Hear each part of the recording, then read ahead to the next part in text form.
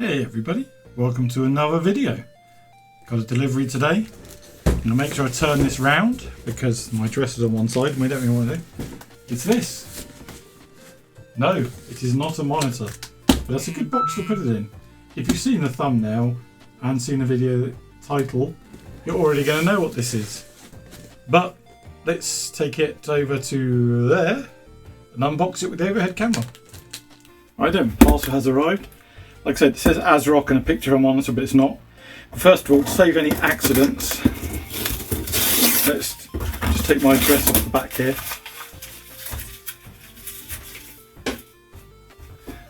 And now let's open her up.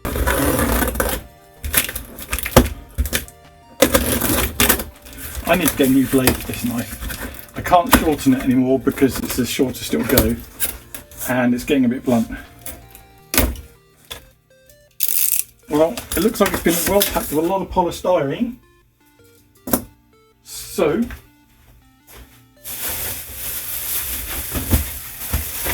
recycled bag, put it straight in there.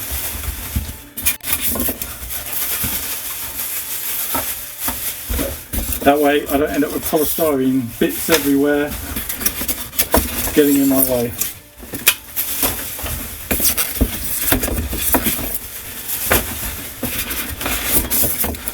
A lot of polystyrene. I mean, I would have probably packed it differently myself, but to each their own. As long as it survives shipping, I don't mind. And the good thing about doing this, because I'll put that there. I don't know if that's just packaging or there's something in there. Oh, it even comes with an RF cable that I won't use. Yeah, the good thing about opening it like this is if it is damaged in shipping, I've got a video record of any damage to it that proves it wasn't me.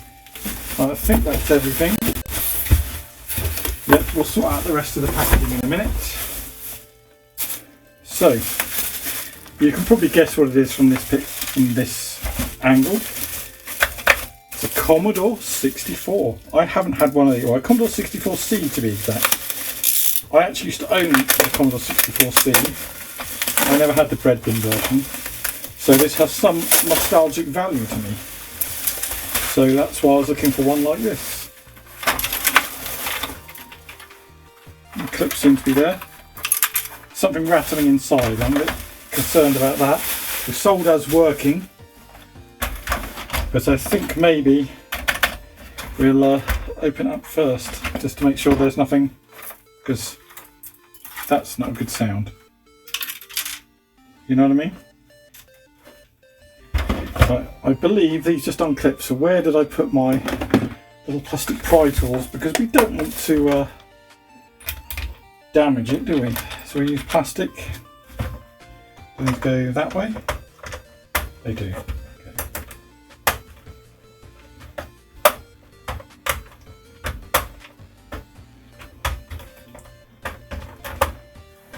So I don't want to power it on and find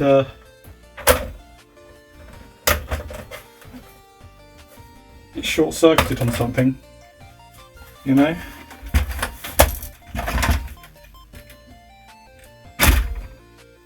It's just a bit of the case clip. That's okay then. Yeah, the case clips at the back are gone.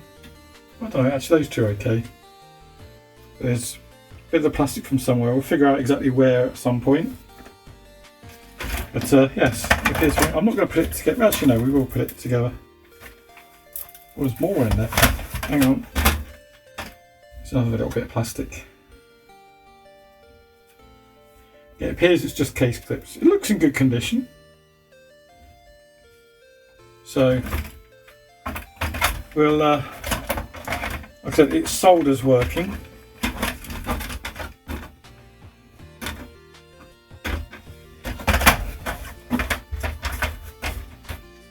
Oh, actually, yes, it is the clips that are gone. I think. Having never ever opened one of these. Okay, keyboard. I didn't realise you were still attached. Oh, it clips in. Oh, it's come unclipped. Okay. A bit different from the breadboard models. Oh, I think it's one of the keyboard clips that's come out. Okay. Okay. Anyway, we'll get the keyboard back in place. There we go. And then we'll get you back in. Line these up with the clips. There we go. Right. Like I said, this was sold as working. But do we trust that it is actually working? I'm going to put my pry tool there. Put that back away because I don't want to lose things. You know what I mean? Let's put the Commodore 64 out of the way a moment. Let's get the power supply out of its packaging and plug it in and check its voltages. Because do we trust it? Who knows? Of course, I'll have to look up the pin out of the power supply because I don't know it off the top of my head.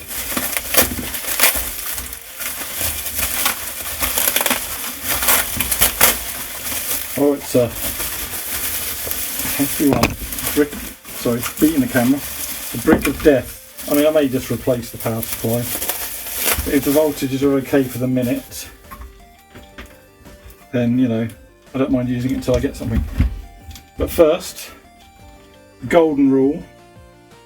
If you don't know it, never assume that someone has wired the plug correctly. And always check the wiring of the plug first. And always use a screwdriver that fits.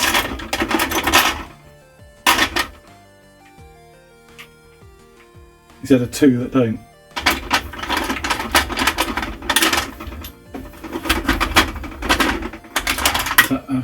That's Phillips. That's Phillips. It's a flat. Right, there we go. A bit smaller, bit of work, he says. There we go. Right.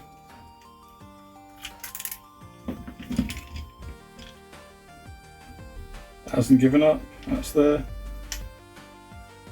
I'm not sure they need a 13 amp fuse. We'll have to change that. I don't have one with me at the moment. Do Commodore power supplies need a 13 amp fuse? I'll have to look that one up. I need to sort the screwdriver drawer out so it doesn't like jam up every 5 seconds. In fact, take that one out. Take the stubbies out of there. There we go. The stubbies can sit in there. Right. Put that in there. One moment while I quickly check the voltage pin out. Right, so we're all hooked up. Got the Commodore 64 connected to TV with a SCART input.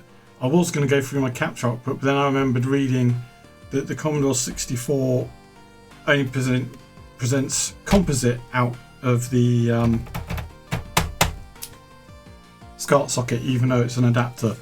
And my current GBSC won't take composite over SCART, it will just display a blank image. So I've just plugged it directly into the back of the TV for testing. I think I do have another capture device which does RCA, which means I'd have to get another cable, so I could do direct capture. But until then, we're going to have to use the old phone camera. So bear with me a moment while I load up Droid Cam, and then we'll it will should switch automatically to the right output. And make sure I mute the Droid Cam audio, obviously you'll get it in stereo in a minute. Right, so Droid Cam is loaded. Point at the screen ready. Oh, upside down. Good start. No, it was the right way up. No, it's not. What the hell is going on? Right. There we go. Right. We're ready now. Let's turn the Commodore 64 on. See if it actually works. Did I get sold a lemon? Oh, it works. Awesome. Now I haven't got any software to test with it. But I suppose we can test the keyboard works.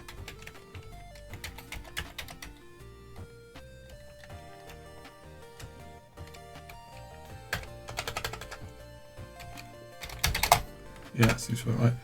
Control. Yeah, that works.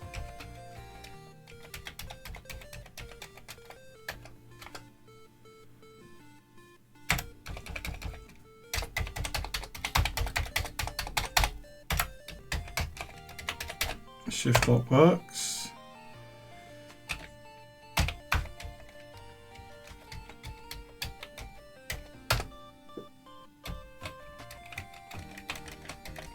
Yeah, Commodore key works. I've just tested shift.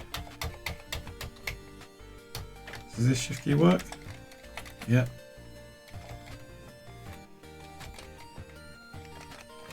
Cursor keys work. Spacebar works. It registers when I'm pressing the function keys with a flashing cursor. So I'm assuming that's all working. And it's turned... No, it hasn't turned upside down. I know why it's turned upside down when I was trying to do it. It's because I rotated the camera on that end. Because of the way I have this when it's on the bench. So don't mind me, because it's upside down on my screen, but not upside down on the capture. So anyway, this Commodore appears to be working. Let's switch back to the non-droid camera view. There we go. So yeah, Commodore 64 is working.